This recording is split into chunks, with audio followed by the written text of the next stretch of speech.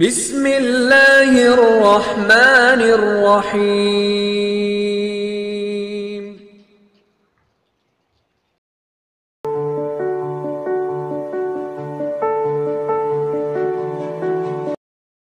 Agak pegang kunci neraka. Maka aneh kalau kamu masuk neraka itu aneh. Coba kita pegang kunci surga apa kunci neraka? Tapi kadang teman saya suka neraka ora ono kunci ini. Karena tidak ada pintunya. Terus saya bilang, kamu kok tahu? Memangnya mau ke sana, kata saya. Saya tidak punya rencana tahu neraka. Karena nanti di antara syafaatnya Quran itu orang kalau mau masuk neraka tidak jadi. Ya nggak apa-apa ya, diatur sendiri.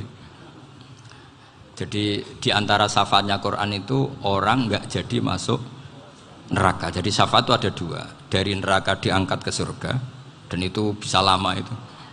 Tapi kalau syafaatnya Quran itu yang belum masuk neraka supaya nggak jadi masuk neraka. Karena neraka juga punya aturan, dia juga kena aturan fikih. Jadi, lo betul ini, saya ada guyon. Jadi kena konstitusi apa? Fikih. Sama tak ceritani syafaatnya Quran itu. Ada orang itu beling itu fasik. Itu dihafal surat Tabarok. Hafal betul. Tabarakalladzi biyadihil mulku wa huwa ala kulli syai'in qadir alladzi khalaqal mauta wal hayata. Pertanyaannya gini, boleh enggak orang menginjek surat Baqarah? Boleh enggak? Enggak.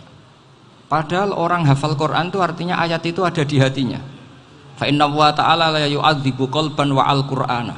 Allah tidak akan menyiksa hati yang menyimpan Quran, yang jadi flash disknya Quran, yang jadi rekaman Quran. Singkat cerita orang ini hafal. Pas ketemu Mungkar Nakir prosedur kan, ini orang fasik mau diantemin sama Mungkar Nakir. Prosedur ya, dia kan prosedur standar. Si surat Tabarok akhirnya menjelma jadi seseorang yang gagah berani. Kamu nggak boleh nyiksa orang ini. Saya ini kalamuwah. Kalau kamu nyiksa dia berarti nyiksa saya. Kamu berani sama kalamuwah. Wah ya tidak berani jadi Mungkar Nakir. Tapi orang itu nakal, harus saya gebukin. Tapi kata Quran tadi, tapi saya di situ pasti kena saya. Oh debat, nggak ada lajnahnya, ini nggak ikut. Kalau Gus Wirjon ikut jadi lajnah. Kalau jadi lajnah pasti kroninan, kalau santrinya dimenangkan nanti. Akhirnya debat. Ya sudah kita ketemu Allah. Akhirnya Mungkar Nakir sama Quran tadi surat Tabarok datang, sowan sama Allah. Terus kata Allah, memangnya kenapa Mungkar Nakir? Saya harus nyiksa dia karena dia fasik ya Allah. Memangnya kenapa surat Tabarok? Saya ada di situ. Menurut aturan orang tuh nggak boleh injak-injak Quran. Kalau dia nutuk saya, nutuk Quran, itu harus dikasih tahu fikihnya Mungkar Nakir. Akhirnya Allah ngendikan gini ke surat Tabarok. Ya sudah terserah kamu. Kalau terserah pulau Gusti, Mungkar Nakir nggak boleh nyentuh orang ini. Ya sudah selamat. Sehingga terus itu sama baca di termasuk mukjizatnya surat Tabarok di tafsir Ibnu Katsir banyak. Karena tadi logikanya malaikat itu juga kena aturan fikih. Sehingga banyak ulama termasuk Said Muhammad ngendikan pertanyaan Mungkar Nakir itu tidak semua orang kena. Kalau semua orang kena nanti kalau tanya Nabi Muhammad, waman nabiyuka? Kacau kan jawabnya. Nabi kamu siapa? Lu saya ini nabi. Ya kan? Lah nanti kalau pas ketemu Nabi Ibrahim, waman abuka? Jadi repot kan? Makanya ada kiai yang guyon kalau ditanya merebuka, saya ini guru tauhid sembrono. Saya ini ngajar Ummul Barohin, kamu tanya merebuka. Masyhur itu keramatnya Imam Malik itu. Ada Ashabu Malik, rajulun min ashabi Malik, beliau ditanya Mungkar Nakir merebuka menabiuka. Imam Malik datang, ini seumur-umurnya itu ngajar tauhid. Kok kamu bedai enggak sopan kamu. Nah, kita berharap barokah sampean ngaji nanti itu. Yes. Malaikat itu anak sungkane gitu. Jadi itu ada. Dan saya meskipun guyon itu serius. Bedanya orang alim sama ndak itu di situ. Kalau orang alim itu guyon itu masih bener, masih serius.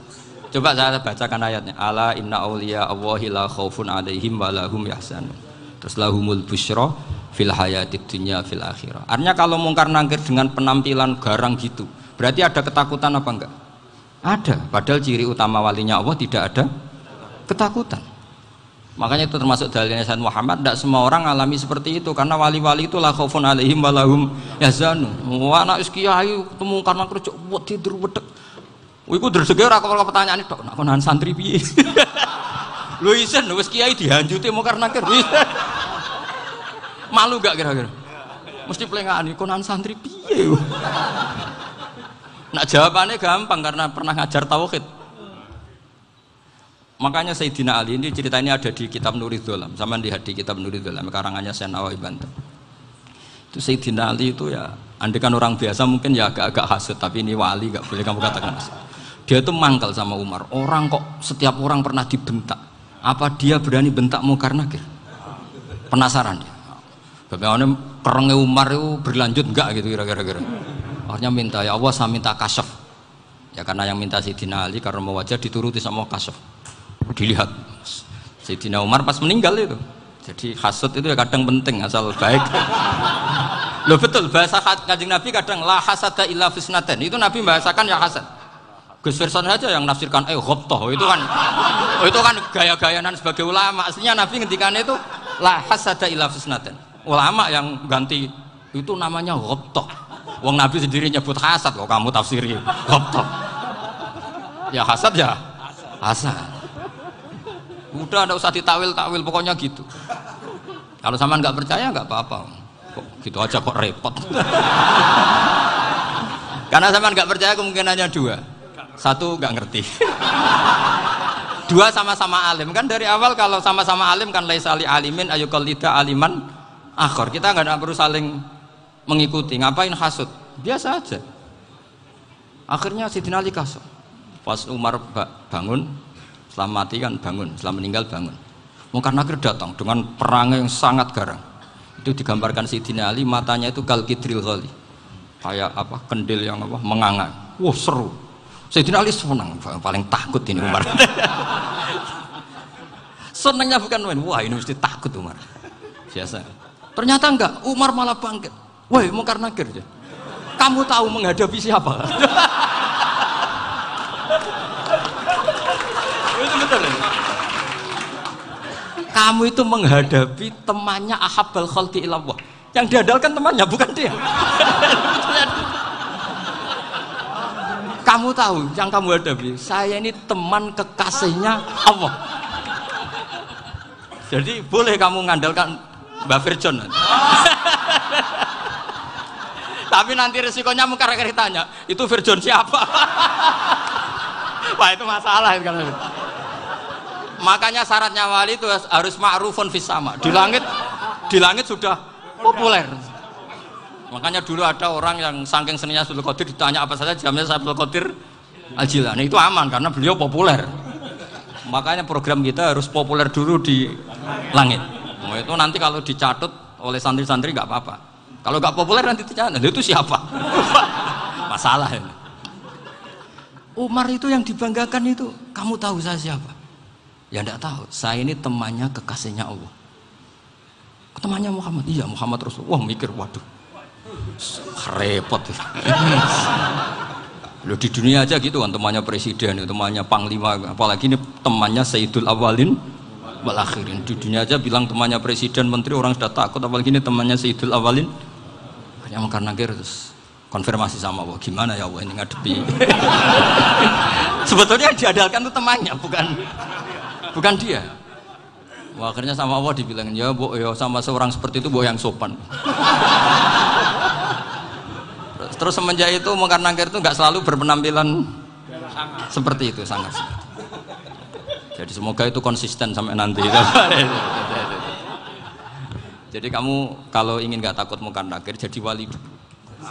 Karena syaratnya tadi hanya wali sing la khaufun alaihim wa lahum yahzanun lahumul busyra fil hayatid dunya fil akhir. Jadi orang itu kalau ngaji itu harus khatam. Jangan semuanya kena pertanyaan. Nanti kalau semuanya kena pertanyaan nanti repot. Kalau Nabi Muhammad ditanya waman Nabi juga. Nabimu siapa? Lu kan terus jadi aneh. Jadi makanya ngendikane Sayyid Muhammad semua ulama lah, enggak ada am kecuali ditaksis. Kecuali sifatnya Allah. Misalnya bikulli syai'in alim ya benar-benar bikulli syai'in. Tapi kalau am semuanya pasti ada taksis meskipun dalam muhawarah muhadasah biasa. Misalnya contoh gampang, istri kamu baru seneng kamu, Mas nak pengen apa-apa iku lapor aku, gak apa-apa Mas, mesti aku seneng sama lapor. Iku di aku pengen wayo. Wah langsung jadi apa wae. Mesti apa wae maksudnya kecuali itu gitu. Padahal kalau ngomong, Mas sampean ingin apa saja tak dukung. Terus sampean bilang, kepengin iku wayo. Kira-kira disetujui apa enggak? Sama seperti kita kalau punya teman akrab, wes nang omahku gak apa-apa, anggap ya omahmu dewe. Terus mlebu-mlebu kamar. Jadi tidak ada am kecuali di taksis. Artinya kalau ada cerita bahwa orang mati pasti ngalami ditanya mungkar nangkir, itu pasti ada am yang di taksis. Itu pasti tidak dialami para anbiya, para auliya. Karena ciri utama wali itu la khaufun alaihim walahum yahzanun. Kemudian saya yang mau cerita ya, supaya sampean bisa menghadapi dunia global ini, tak bawa tafsir Munir termasuk tadi. Kenapa orang Islam, Rasulullah SAW itu lebih senang kalau yang menang itu orang Nasrani Romawi, ketimbang yang menang itu orang Faris, dalam hal ini ateis. Karena orang ateis itu lebih ngeri. Sebetulnya beberapa penemuan sains, terutama di ilmu medis, itu orang Amerika, kayak cloning. Tapi orang Amerika itu masih dilarang oleh gereja untuk mengaplikasi, karena nanti bayi cloning itu dipakai suku cadang. Di Amerika masih ditentang oleh fatwa-fatwa agama, baik Islam maupun Kristen. Tapi di Cina itu dipraktekkan, karena nggak ada halangan agama. Di Cina itu biasa ada kondom diolah lagi jadi alat-alat aksesoris. Di Amerika tidak ada karena masih ada agama, masih ada larangan. Sehingga orang Islam itu lebih takut kalau yang menang itu Persia, karena terus cara berpikir ternyata Tuhan itu tidak ada, langit nggak ada perannya. Jadi ketika yang menang Nasrani masih berpikir itu pertolongan Tuhan, meskipun mungkin cara mengatakan Tuhan beda dengan kita. Tapi ada satu kesamaan bahwa kekuatan samawi itu ada. Jadi disebut ghulibatir rum fi adnal ardi wa hum min ba'di ghalabihim saghlibun. Di sini diterangkan oleh Syekh Nawawi supaya kamu tidak salah paham. Sebetulnya kamu katakan misalnya wah itu paham liberal, sebenarnya saya tidak tersiksa. Cuma takut yang mengatakan seperti itu cek goblokir atau ngaji gitu. Itu aja masalah saya. Ini saya baca ini karangannya Syekh Nawawi, karena tadi kata Mbak Firjon, ngaji itu harus sama orang yang bersanad. Saya ini kalah sama beliau itu berkali-kali. Secara nasab saya harus manggil Mbah. Secara silsilah ilmu saya juga kalah lagi. Saya sering disewani sama cucu-cucu Syekhona Khalil. Kiai Siddiq itu termasuk murid dekat beliau, Syekhona Khalil. Kalau itu berarti kan Gus Firjon, Ahmad, terus Mbah Siddiq. Mbah Siddiq ngaji Syekhona Khalil. Syekhona Khalil itu pernah ngaji langsung sama Sayyid Zaini Tahlan. Berarti beliau dari Sayyid Zaini Tahlan itu baru generasi kelima. Sementara saya itu sudah ke-7 atau ke-6. Saya, Mbah Mun, Mbah Karim misalnya, Mbah Hashim, Mbah Mahfud Termas, Sayyid Abi Bakar Sato yang arangnya Anatul Tolibin, baru Sayyid Zaini Tahlan. Berarti saya ke-7, kalah lagi. Tapi untuk jadi wali biasanya cepat saya. Karena syaratnya jadi mbah itu ngalah demi putu. Jadi kalau beliau ngotot, saya dulu Gusti, saya mbahnya. Wah itu mbah yang nggak baik. Pasti jatahnya dikasihkan apa? Cucunya dulu. Makanya Abdul Muthalib itu orang yang dapat wangsit, tapi yang jadi nabi itu cucunya. Jadi dalil saya banyak. Sebenarnya Abdul Muthalib itu sudah sering dapat wangsit. Karena saya bahasakan wahyu, nabi yang protes, enggak nabi kok dapat wahyu. Tapi sebetulnya Abdul Muthalib itu masyhur.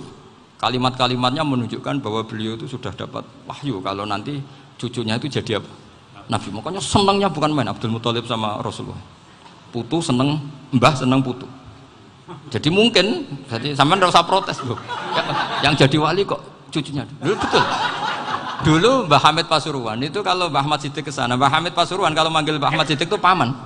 Tapi pamannya minta ijazah ke ponaan. Apa ya gara-gara itu memang. Kalau itu masih berlaku apa? Ngalah tadi.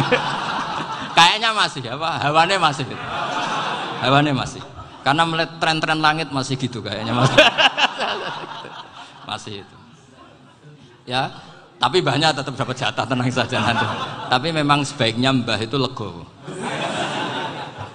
Rasulullah Muhammad SAW itu terkenal min dzurriyyati Ibrahim. Tapi kata Rasulullah, ana dakwatu Ibrahim wa bisyaratu Isa. Aku nganti ngene iki barokah dongane Nabi siapa? Ibrahim. Jadi dongane Nabi Ibrahim ya tiba teng putu. Jadi banyak bukti bahwa jatuhnya ke putu gitu. Tadi saya di kamar sama beliau berduaan. Nih Mbah sing dadi wali di sini, aku webang. Cocokan tadi. Nah, kenapa saya akhir-akhir ini gulirkan daftar wali? Kenapa? Saya ini resah ya, orang sudah ingin dicintai pejabat, dicintai tetangga, dicintai teman. Tapi kadang-kadang orang lupa lagi dicintai Allah. Makanya saya meskipun guyon, tapi ini amdan, bukan sahwan. Supaya orang punya cita-cita lagi jadi wali, ingin dicintai Allah. Kita ini terlalu lama ingin dicintai makhluk. Mbok ya naik kelas sedikit lah. Ingin dicintai Allah Subhanahu wa Ta'ala. Meskipun saya guyon, tapi tadi guyon saya tuh lebih serius ketimbang serius Anda. Karena tak pikir. Saya tuh kalau pergi itu seneng ngebis, bukan karena saya tidak punya mobil, tapi saya sering mau butuh itu supaya gak diganggu. Karena saya tuh harus punya waktu sendiri. Kalau ngebis kan ketemu orang gak kenal, tapi sekarang ya gak susah, banyak yang kenal. Dan susahnya lagi gak minta ijazah, minta foto. Aduh. Repot tuh. Mau dibenci itu umatnya Rasulullah Shallallahu Alaihi Wasallam. Mau disetujui itu sanatnya mana? Kalau ketemu orang alim minta apa? Foto. Itu nggak ada sanatnya. Nggak tahu saya itu mazhab dari mana itu. Ya mazhab milenial yang jelas itu kan. Ini tak baca ya biar dapat. Karena ini kenangan saya sama Mbak Ahmad Siddiq. Saya masih ingat betul beliau ngisi hallnya Mbak Abdullah bin Umar, berarti abahnya Mbak Hamid. Karena mbah saya itu Fatimah binti Khalid bin Umar, kalau Mbah Hamid itu Hamid bin Abdullah bin Umar. Itu saya masih ingat betul zaman itu Mbah Hamid setiap khol di Lasem itu rawuh dan saya derek mbah saya karena masih misanan datang ke Lasem. Itu beliau pas itu ngisi sama Mbah Mun. Mbah Mun masih muda, Ki Ahmad Siddiq sepuh senior. Itu beliau cerita bahwa dulu ketika Indonesia dijajah Jepang itu para kiai mimpi dibacakan ayat Khulifatir Rum fi adnal ardi wa hum min ba'di walabihim. Terus ada kiai yang tanya, takwilannya gimana? Ya nanti Jepang pulang bukan karena kita yang mengalahkan, tapi Jepang ada yang mengalahkan sendiri, meskipun tidak kita. Kayak dulu Faris tidak dikalahkan Islam, tapi dikalahkan Romawi, tapi yang senang umat Islam. Wa yauma idzi yafrahul mu'min. Itu luar biasa ulama-ulama kita. Delalah kejadiannya Indonesia seperti itu. Yaitu kita tidak mengalahkan Jepang, tapi Jepang pulang sendiri karena dikalahkan apa? Sekutu. Ya ini saya baca. Ini tidak usah dicek bacanya benar apa enggak, sudah aman, apa? Aman. Karena kalau saya salah itu ya sengaja. Artinya ya sengaja saja. Ya biasa maksudnya. Saya kemarin ngisi di Pondok Peloso, di Pondok Al Munawir Jogja. Salah itu ada dua, ada salah yang memang benar-benar salah, yaitu nggak apa-apa bisa dimakfu, karena mesti sangke wong goblok salah yang terus itu. Ada salah bawaan ilmu, itu repot tuh dadaninnya. Karena misalnya kita yang biasa belajar qiraah safah wayah sibuhu, mesti diulang lagi wayah sabuhu. Karena qiraahnya Imam Asim itu hasibah yah sabu bifat hisin. Sementara kita kalau ngaji kitab kulino yah sibu. Sehingga kita yang biasa belajar safah itu kalau baca kitab itu kayak orang bingung. Kadang-kadang yang ngaji juga bingung, Gus Pak mau di bulan pilih ya tepat-tepatan. Ada yang mengatakan Gus Pak bingung, ada yang mengatakan Gus Pak alim alama, ya tepat-tepatan nasib tadi. Karena memang ya sab'ah memang seperti itu. Misalnya kufuan itu Imam Asim baca kufuan. Tapi beliau punya murid namanya Syu'bah, itu kalau baca kuf'an. Makanya kita itu, ini kan khataman Quran ya, jadi saya menyinggung sedikit tentang qiraah sab'ah. Tadi beliau juga sudah tak kasih kitab saya Hifdzuna li Hadal Mushaf. Sama tak ajari latihan sapa, memang angel ya. Makanya yang nggak bisa itu wong pinter. Sudah tahu angel ya nggak usah diteruskan kan. Orang menghindari barang angel itu pinter apa goblok? Pinter. Berarti wong goblok pinter. Saya tuh makanya sama orang goblok tuh respect. Jadi orang alim tuh angel apa gampang? Angel. Menghindari barang angel pinter apa goblok? Loh, orang menghindari barang angel pinter apa goblok? Pinter. Berarti wong goblok pinter. Jadi saya sama orang-orang goblok itu respect. Sudah tahu jadi orang alim angel ya barang angel ya harus dihindari. Makanya saya ini insya Allah umatnya Nabi yang termasuk yang terbaik. Amin. Karena mencintai umatnya Nabi termasuk yang goblok. Wah, itu tidak gampang itu. Karena tadi sudah tahu ya. Seperti itu loh orang naik panjat pinang itu yang naik karena ingin hadiah. Yang nonton sudah tahu wah licin kok dinaikin mau keplok ya. Tapi orang sepakat yang nonton juga pinter karena sudah tahu ribet kok. Tuku yang pasar kena lah apa mana. Sama juga gitu. Ngalim tafsir angel, ngalim fikih angel. Tak karek ngaji ngerekam kan gampang. Itu pinter apa goblok? Pinter. Iya. Makanya kula niku mbok burohno ngono tok. Saya tadi dinasihati Mbak Firjon, muga-muga hati saya selamat. Saya itu meskipun kata orang banyak, muhibbin saya banyak, tapi saya insya Allah tidak riya. Saya itu pakai kitab namanya Tasbitul Fuad, itu karangannya Said Abdul Al-Haddad. Ketika beliau punya muhibbin banyak ditanya, bagaimana ya Habib Anda menjaga hati Anda? Jamnya Said Abdul Al-Haddad itu unik. Innama azzamu Allah. Mereka itu sebenarnya menghormati Allah. Cuma butuh sarana, dan itu saya. Jadi saya tahu sampean semua itu mencintai Quran, mencintai sunnah Rasul, mencintai hadis-hadis Rasul. Cuma sampean kan karena nggak paham, terus manfaatkan saya. Jadi sebenarnya saya ini korban. Korban. Jadi saya mau riak gimana? Korban kok mau. Bangganya di mana tuh? Coba sampean misalnya ngaji tafsir, belajar sendiri kan susah. Terkibnya susah, maknanya susah. Bahkan beli kitabnya kadang nggak kuat. Loh, untuk jadi alim tafsir itu kan harus beli kitab. Loh, saya sering belajar kitab itu jutaan. Tafsir Tobari, saya pernah beli kitab Fakhrur Razi itu berapa coba? 27 jilid. Karangannya Fakhrur, belum karangannya ulama modern, Imam Sya'rawi. Itu berapa jilid? Itu jutaan. Saya kemarin juga dihadiahi kitab Pak Quraish Shihab namanya Faidul Bari fi Syarhil Bukhari. Pak Quraish Shihab yang terkenal. Dia sering diskusi sama saya. Saya ngasih hadiah beliau ngasih hadiah saya. Oh itu harganya nggak kuat. Dadak kuat kadang di Indonesia nggak ada coba. Dan sama orang hebat menghindari kesulitan itu. Nah, kesulitan itu sebab ngaji ikut, kalau nggak paham dirukok rekamannya sudah gitu. Pinter mana sampean sama saya? Pinter sampean kan? Bikin sosis susah beli aja kok repot kan. Nah, makanya nggak boleh orang bilang, wah aku goblok reso tafsir aku wong pinter. Makanya nanti kalau saya ketemu Nabi tidak termasuk orang yang mentahkir orang Islam. Kafabil mari isman ayah kira akhahul muslim. Jadi cukup orang itu dosa kalau menyepelekan orang Islam, termasuk darani sampean goblok itu dosa. Caranya nggak darani goblok ya tadi di logika tadi. Alim itu angel, gendari angel itu pinter, berarti wong bodoh pinter ya sudah gitu. Tapi tetap bodoh. Tapi ini satu cara untuk saya respect gitu. Coba orang yang ngaji tafsir saya banyak, mungkin ribuan. Itu sebetulnya mencintai Quran.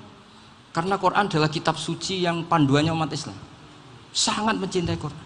Terus kemudian mereka nggak paham. Terus mencari orang yang memahamkan. Burohno lah cara jawabannya. Terus keren saya itu di mana coba? Lah terus mereka kurang ajarnya gini, kalau paham itu ya alhamdulillah paham. Kowe nak ngaji Gus Bae ngono tok. Tapi nek ora paham, ora nyalano akale. Mari Gus Bae nerangno cepet, mulane gak paham. Ora kok nyalano teke sing lelet. Oh kan masyaallah naudzubillah tenan. Sebetulnya tingkat kurang ajarnya tinggi Gus sebenarnya. Jadi kalau nggak paham itu kadang nggak nyalahno uteke. Kayak mau misalnya, mau mari mikir ra jelas. Padahal misalnya jelas ora mesti paham bodoh. Paham ya? Jadi kata Said Abdul Haddad, innama azzamu Allah. Sebenarnya mereka itu sangat menghormati Allah. Makanya kita nggak perlu mengatakan wasilah itu kafir, nggak akan. Karena orang tawasul sama Rasulullah itu ingin dapat ridhonya Allah lewat orang yang dicintai Allah. Kita mencintai wali sebenarnya, wah itu kekasih Allah. Kita mencintai itu karena mencintai Allah. Sama seperti gini, kamu mencintai kangkung apa enggak? Sebenarnya sama sekali enggak. Tapi kamu ingin sehat, ada asupan gizi. Kamu ingin tubuh kamu sehat, butuh asupan gizi. Kemudian kamu makan kangkung. Apa terus kamu cinta kangkung kan enggak? Cinta kesehatan kamu sama. Orang yang mencintai saya sebenarnya ingin kepuasan rohani. Saya kan termasuk kiai yang torekonya gampang. Ini swarga kan akhirnya penggemarnya banyak. Coba kalau kamu ini neraka. Wah, Jadi sebetulnya Anda mencintai kepuasan Anda sendiri. Nah, saya ini korban. Makanya untuk masuk surga cepat saya, korban itu cepat. Da'watul mazlum la turaddu kan gitu. Laisa bainahu wa bainallah hijab. Jadi saya kalau dongo langsung seret langit. Karena mazlum. Saya sinau tafsir itu Pak, sampean bayangkan ada tafsir itu sudah 27 jilid. Sengarang Fakhrul Razi itu bulatnya bukan main. Karena dia ahli filsafat. Bulatnya Masya Allah. Sudah gitu sinau Jalalain kadang dikomen oleh Sawi. Sudah kita percaya Jalalain jebule dibuli Sawi. Percaya Sawi dikandani, oh iku Maliki rasa ribet. Sudah gitu sinau Qurtubi, sinau tafsir Tabari itu susahnya. Belinya susah, belajarnya susah. Padahal saya punya keluarga, punya istri, punya anak. Bayangkan kalau istri saya rewel kayak istri sampai. Wah itu, tapi alhamdulillah enggak. Sama sekali enggak. Allah sudah milihkan, wah ini bahaya kalau punya istri rewel. Imam Sibawai itu kitabnya banyak, tapi yang terbukukan hanya kitab Sibawai. Karena beliau kalau sudah belajar lupa istri. Hanya pas beliau di pasar, kitabnya dibakar semua sama istrinya. Karena dianggap saingannya. Ternyata yang dicerai tidak kitabnya, malah istrinya. Itu Imam siapa? Sibawai. Tapi alhamdulillah kitab saya nggak terbakar, aman. Saya teruskan ya. Jadi untuk menjaga riya dilatih innama azzamu Allah. Sebenarnya mereka itu menghormati Allah. Sehingga wasail-wasail itu sebenarnya nggak pernah jadi subjek pelaku utama, enggak. Tetap Allah. Sebab itu kata Sayyid Muhammad, kamu kok mengatakan wasilah itu kafir itu gimana? Ketika innallaha qad ba'atsa lakum taluta malika. Talut itu ya manusia. PD-nya itu apa? Inna ayata mulkihi ayyatiyakumut tabut fihi sakinatum mir rabbikum wa baqiyatum mimma taraka alu Musa wa alu Haruna tahmiluhul malaikah. Jadi beliau PD itu kalau bawa sunduk semacam peti sakti, sing di situ ada baqiyatum mimma taraka alu Musa wa alu Haruna tahmiluhul malaikah. Ya kayak semacam jimat. Tapi saya bukan mensyariatkan jimat enggak, karena nanti banyak penjual yang pembohong juga gitu loh.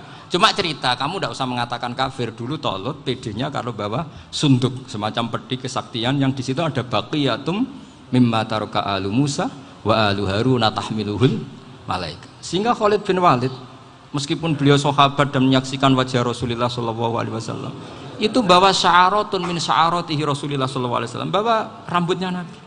Perang kemana-mana itu diletakkan di pecinya. Nanti sama tanya lagi, masa pakai peci Khalid bin Walid ini? Wah panjang, sampai itu repot.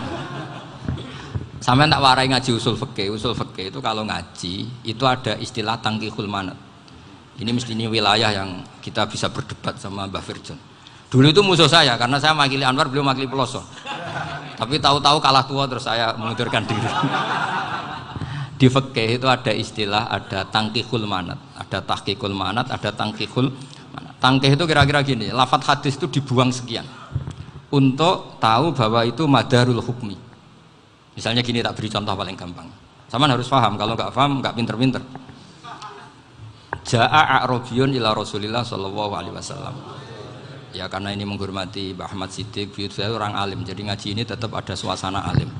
Ya harus ada suasana alim. Nggak perlu jadi orang alim tadi susah. Sudah ngindari susah itu pintar. Sudah itu aja. Jadi orang alim susah, ngindari barang susah pintar. Berarti orang tidak alim pintar. Nah, meskipun tetap sudah kita itu pegangi sampai mati nanti. Loh, jadi orang alim itu repot. Itu kata Imam Ghazali, kalau orang alim kalau mau masuk surga itu sama Allah nggak boleh. Kif, kamu nggak boleh langsung masuk surga. Coba cari umat kamu, syafaati dulu. Lah saya takut nyari sampean nggak bisa kembali. Saya tidak punya rencana itu. Pokoknya mau masuk. Golek sampean kuaduan. Aduan balik raroh dewe, repot nanti saya. Berat jadi orang alim itu berat. Ya saya teruskan ya. Ada tangkihul manat. Ja'a a'rabiyun ila Rasulillah sallallahu alaihi wasallam. Faqala ahlaktu wa ma ahlakaka qal waqatu imraati fi nahari Ramadan. Ya kita, saya ini rusak ya Rasulullah. Kenapa? Karena saya menjima istri saya fi nahari Ramadan. Terus kata Nabi, kamu harus bayar kafarah. Napa Nabi kafarah? Puasa 2 bulan. Wong baru 1 hari aja terjadi gitu kok disuruh puasa 2 bulan. Ya tidak kuat ya Rasulullah. Baru berapa hari saya puasa aja kecelakaan seperti itu. Apalagi kalau sampai 2 bulan. Enggak ya Rasulullah. Ya sudah kalau gitu kamu pertama ngasih makan apa? Itku rokobah kan, pertama merdekakan budak. Tapi kan sekarang nggak ada budak makanya terus sekarang langsung puasa. Wah ini nggak bisa semua.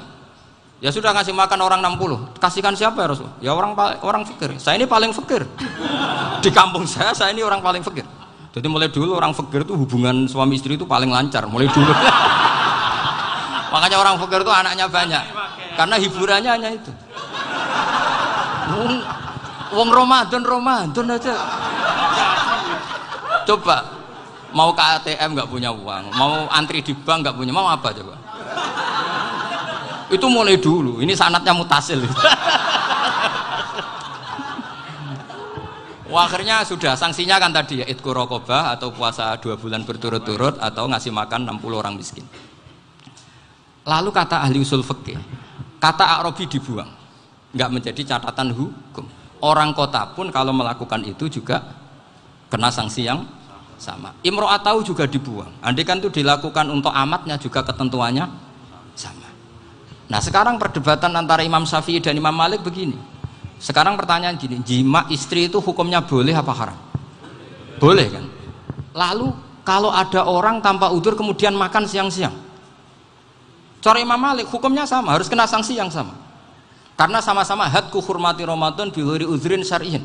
Sama-sama merusak hukum Ramadan tanpa udzur syar'i. Lo jima itu tidak zina. Kan hukumnya jaiz.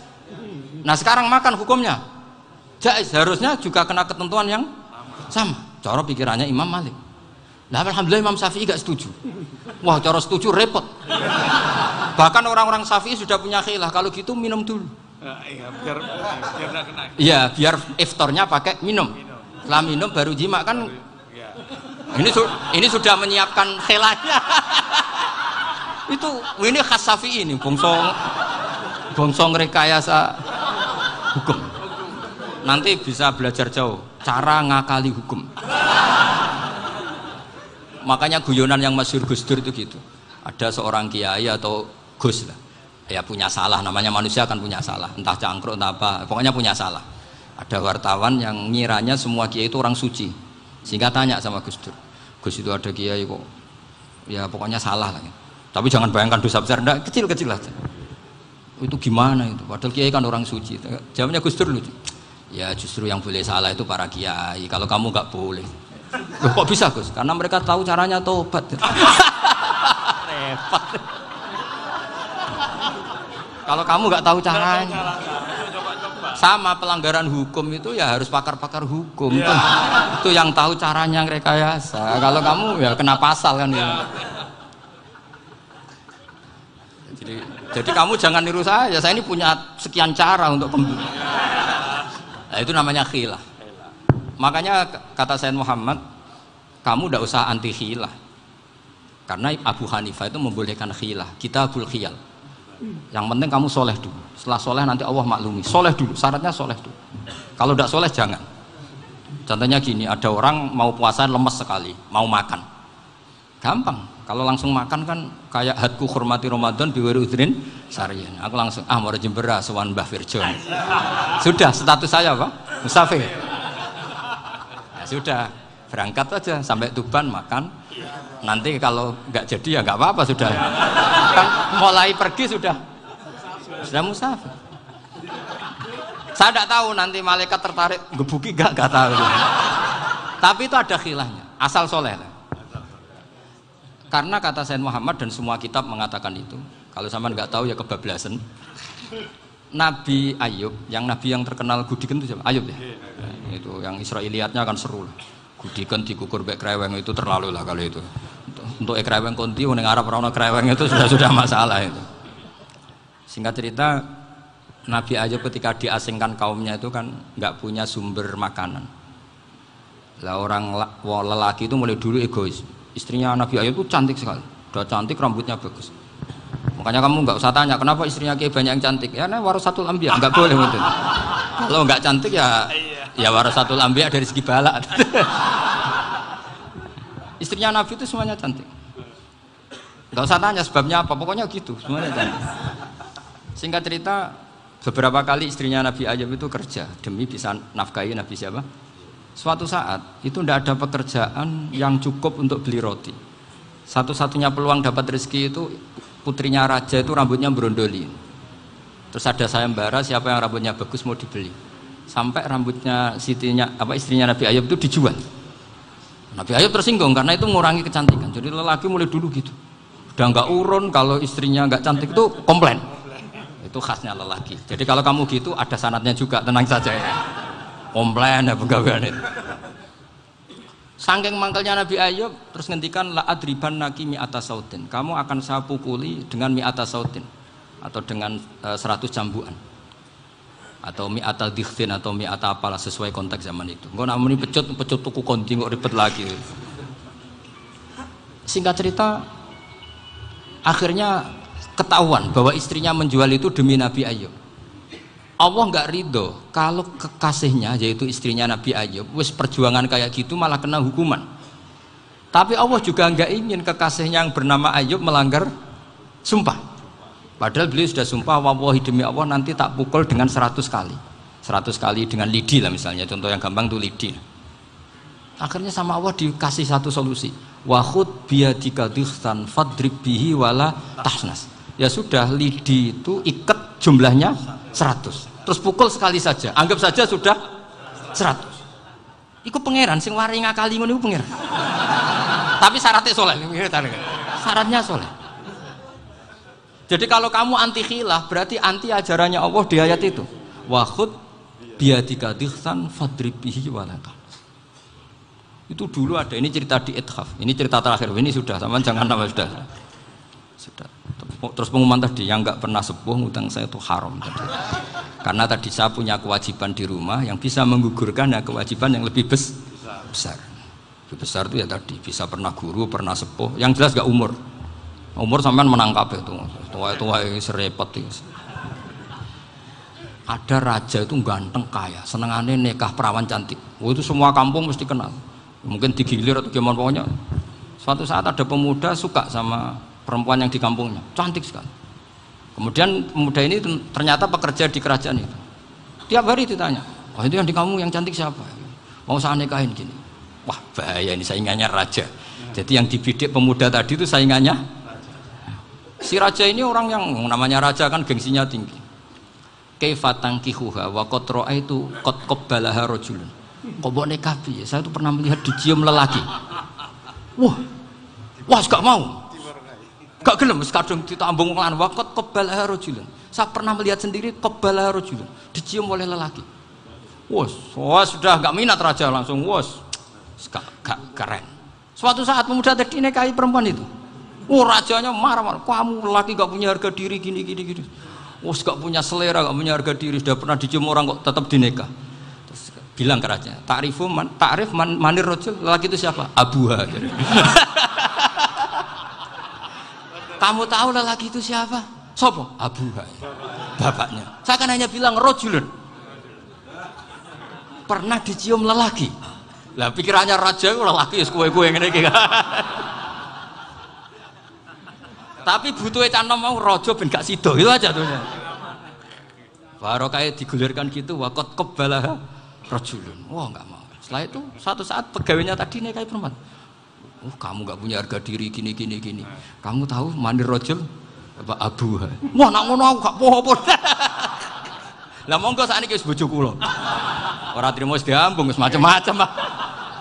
Lah itu namanya khilah. Apa? Khilah. Kalau di Balawa disebut tauriyah atau apalah. Tapi saya tidak ngajari sampean seperti itu. Sudah pinter sebelum saya ajarin. Bangsa ngakali kan sudah pinter. Ya ini terakhir tak baca Arabnya saja nanti. Bismillahirrahmanirrahim. Biar dapat barokahnya Syekh Nawawi juga barokahnya guru-guru. Bismillahirrahmanirrahim. Wa sababu nuzuli hadil ayati annahu kana baina farisa war rumi qitalun wa kana al musyrikuuna yawadduna antaghliba farisu ar-ruma li anna farisa kanu majusiyan ummiyin wal muslimuna yawadduna ghalabatar rum ala faris liqaunihim ahla kitabin. Jadi zaman dulu orang Islam lebih senang kalau yang menang itu orang Nasrani. Kalau bandingannya ateis, karena bagaimanapun percaya kekuatan langit. Sementara orang ateis sama sekali tidak percaya kekuatan. Apapun bedanya kita dengan Nasrani itu ada kesamaan, yaitu percaya adanya kekuatan langit. Sehingga ketika orang Romawi kalah itu orang Islam ikut susah. Paham ya? Makanya ini tak baca biar sampean enggak macam-macam pikirannya. Fa ba'atha Kisra saat terusnya ya pokoknya seperti itu. Akhirnya Rasulullah Shallallahu Alaihi Wasallam berdoa lebih seneng yang menang itu Rom karena ahli kitab. Artinya apa? Kemenangan ahli kitab adalah kemenangan makhluk atau hamba Allah yang mentautkan kekuatan kita di bumi dengan kekuatan langit. Makanya saya berharap selain kita ikhtiar medis, kita harus memperbanyak istighfar. Bagaimanapun semua itu dari Allah Subhanahu wa taala. Kita menghormati negara dengan ikhtiarnya, tapi saya mohon sekali kita juga istighfar karena semua itu juga ditentukan oleh Allah, oleh langit. Ya, saya kira demikian. Assalamualaikum warahmatullahi wabarakatuh.